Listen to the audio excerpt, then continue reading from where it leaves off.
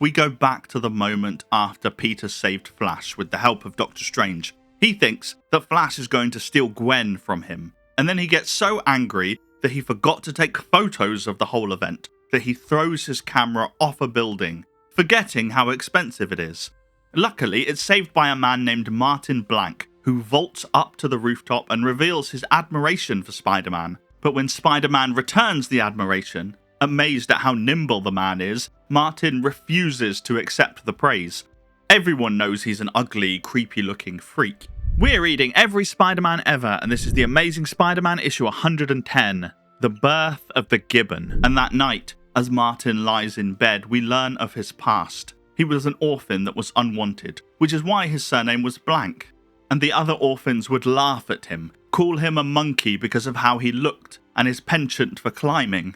When he got old enough, he joined the circus and was given a monkey costume. But instead of taking advantage of his acrobatic skills, they just wanted him as a clown, someone to laugh at. And he hated the laughter. And so he took his first paycheck and left. But now, after meeting Spider-Man, he knows exactly what he has to do. Back with Peter Parker, and he's exhausted and surprised when he finds Gwen and Aunt May waiting at his home. Gwen hugs him and has been worried about him, and when Aunt May begins to dote on her nephew, Gwen reminds her that she promised to stop babying Peter.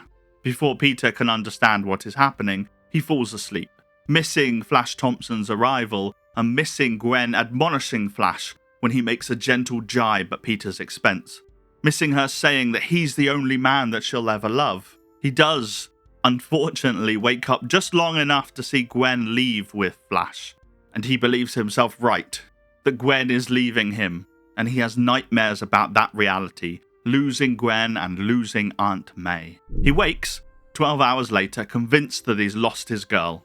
He doesn't want to lose Aunt May too, and he's worried about what Gwen has said about her, and so he calls.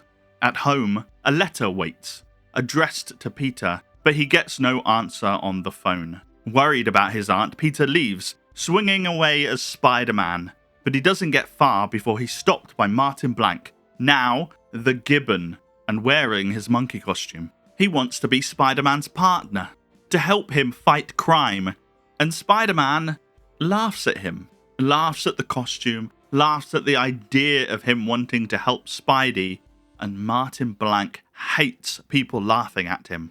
But there's not much he can do. When he grabs Spider-Man, he's easily brushed off. When he throws Spider-Man off the side of the building, Spider-Man simply webs to a flagpole and swings away with more important things to do than hang around with the Gibbon. And so Martin Blank's last chance to be somebody has left, and he's all alone. Or so he thinks. As on a rooftop nearby, the eyes of a hunter watch him, eager to harness his hatred, harness his untrained energy, and use him as a tool against Spider-Man. And with that final story, Stan Lee leaves Amazing Spider-Man forever, apart from the occasional guest writing. Thanks for watching, and thanks to my patrons listed here for supporting the channel. Next week, the Hulk stands trial, but until that issue, here's a fun fact about this one.